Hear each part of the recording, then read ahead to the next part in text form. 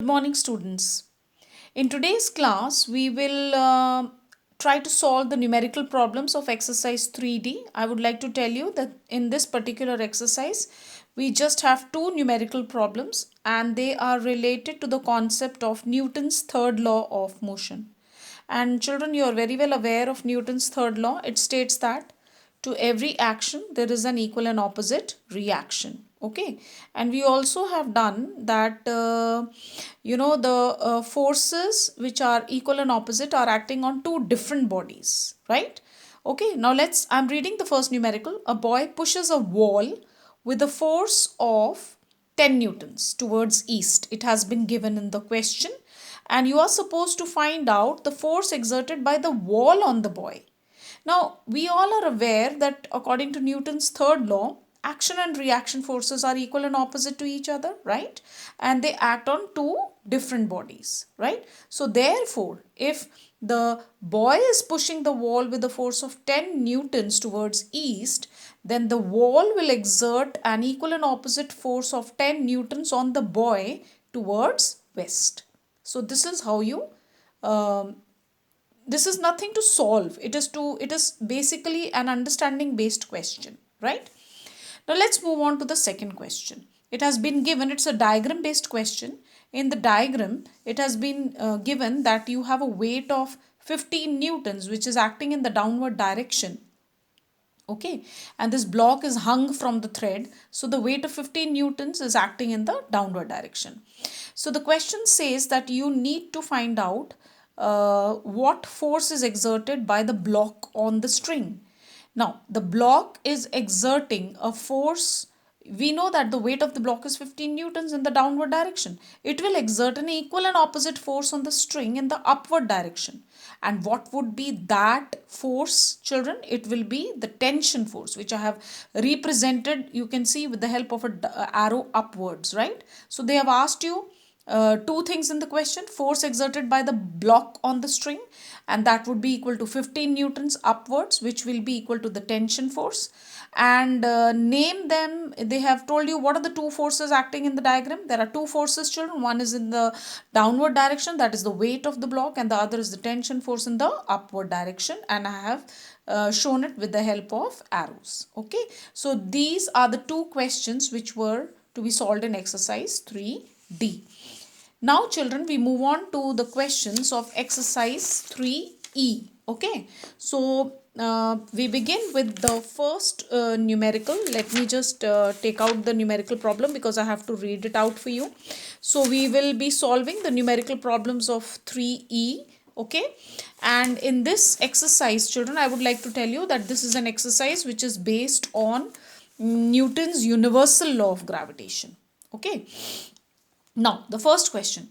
The force of attraction between two bodies, okay, the force of attraction between two bodies is 10 newtons, and the two bodies are separated by a particular distance of separation which has not been mentioned. So, therefore, I consider the distance of separation to be d, small d. Okay, you can take it as x, y, a, b, any variable. Now, what will be the force of attraction? They have asked you what will be the force of attraction if the distance of separation is reduced to half, that is d by 2. Now, according to Newton's universal law of gravitation, we all know that the force, there is a mutual force of attraction exerted between 2 point masses. And let us suppose that the two masses are m1 and m2. So, therefore, we say that the force of attraction is directly proportional to the product of the masses and inversely proportional to the square of the distance between them. That is what has been stated by the Newton's universal law of gravitation. Now, in this question, how is it applicable? We are just going to consider the distance of separation. Okay. Now, in the first case, when the force is 10 newtons, in that case, the distance of separation is d. In the second case, it has been reduced to half. So, it becomes d by 2 the whole square, which becomes d by 4. And when I take this up, it becomes force is proportional to 4 upon d square. Now, when I compare the two, actually I need to find out what is the effect of the force when the distance is reduced to half.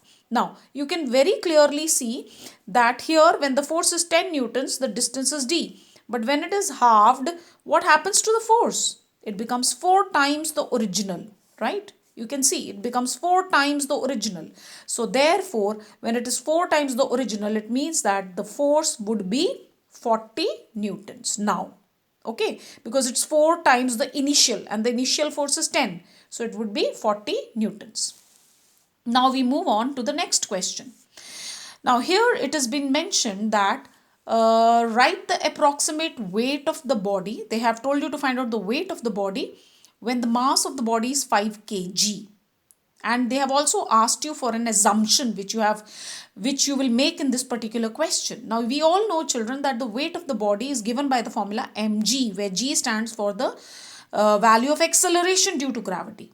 Right? Now they haven't given us the value of g, so that is our assumption. We assume that the value of g to be 10 meters per second square. So when I assume g to be 10 meters per second square, what will be the weight? It would be 5 into g, that is 10, that is 50 newtons. Okay, simple and direct question. Next, calculate the weight of the body again when the mass is given to be 10 kg and you are supposed to find out the answer, that is the weight in kgf and newton both. And the value of g here in the question is mentioned to be 9.8 meters per second square. Children, we are going to use the formula W is equal to mg in both the cases. Now in the first case, I will not substitute the value of g because my answer is to be my answer has to be in kgf. So in kgf, you need not substitute the value of g. So it is 10 into g, that is 10 kgf.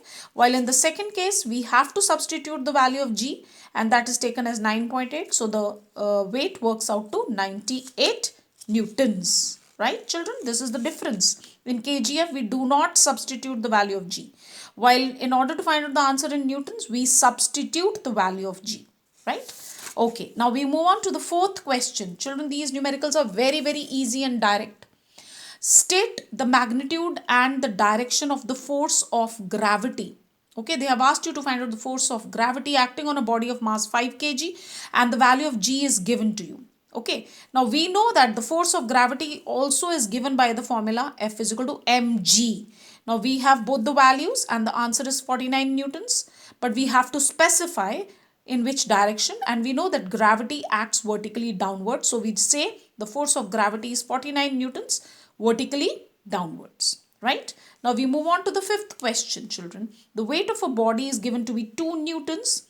You are supposed to find out the mass of the body when the value of g is given to be 10 meters per second square. Children, in the question, if the value of g is mentioned, you are going to use that value, okay, only, not any other value. Again, the formula W is equal to mg, okay, we have the value of W and we have the value of g. We can find out the value of m, that is 0.2 kg. Let's go to the next question, number 6. I'm reading the question. The weight of the body on the earth is mentioned to be 98 newtons. The value of g is given to be 9.8 meters per second square. Right? So you need to find out the mass of the body and the weight of the body on the moon. And the value of g on the moon is given to be 1.6 meters per second square. Right? Now, how do you go about, children? First of all, I have the weight of the body on the earth and I have the value of g. So I can find out the mass of the body. I substitute both the values, the weight and the value of g, and find out the mass of the body to be 10 kg. Now, they have asked you to find out the value of, they have asked you two things, children. You're supposed to find out the mass of the body on the moon and the weight of the body on the moon. Now, as we know that mass is a constant value, whether it is Earth or moon or any other planet, the mass does not change. Right? So, therefore, the mass of the body on the moon will be equal to the mass of the body on the earth and that will be 10 kg. But what about the weight? It is given by the formula mg and we know that the value of g given for moon is 1.6. So we substitute that and the weight of the body on the moon is only 16 newtons. Okay, because we know that the value of g is much less than the value on the earth. Okay, children, I hope you're able to understand the numericals. Let's go to the seventh numerical problem now.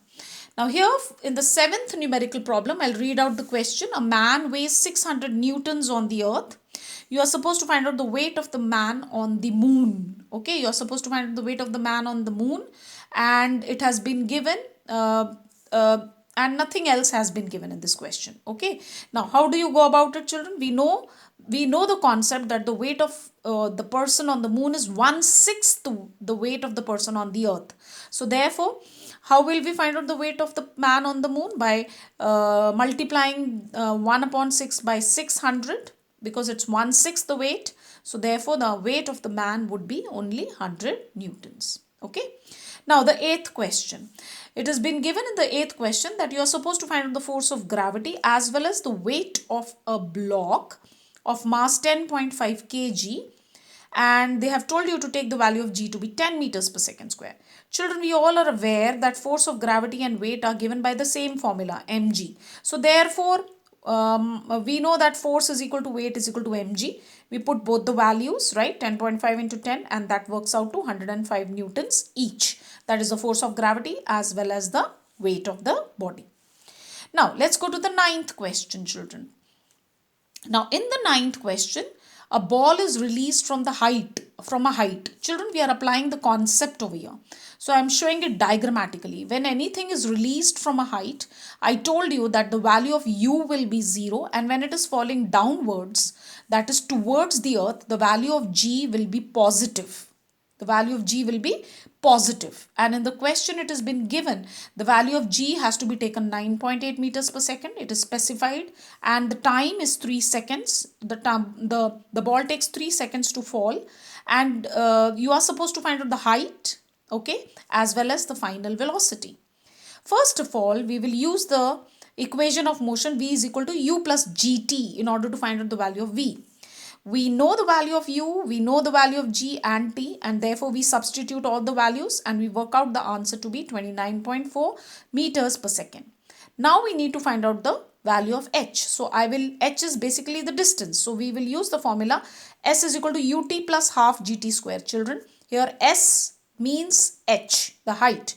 S, distance, is represented by height, and I have all the values with me. The value of g is positive because it is falling downwards towards the gravity of the earth. It is being pulled by the gravity of the earth. So therefore, when I substitute all the values, it works out to 441 upon 10, that is 44.1 meters. This is the ninth question of the exercise.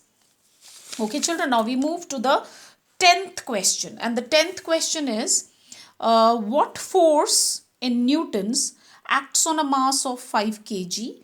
You're holding that mass in your hand. So what is the force in newtons? Very, very simple and direct. We know the formula F is equal to mg, right? Now when we multiply by the value of g, it is up to us. The value of g is not given to us. Now we can take it as 10 also, we can take it as 9.8 also. When we take it as 9.8, it works out to 49 newtons. So we say that our assumption here is that we took the value of g to be 9.8 9.8 meters per second square. If we use it as 10, our answer would have been 50 newtons. Okay, children. So we have completed 10 numericals of this particular exercise.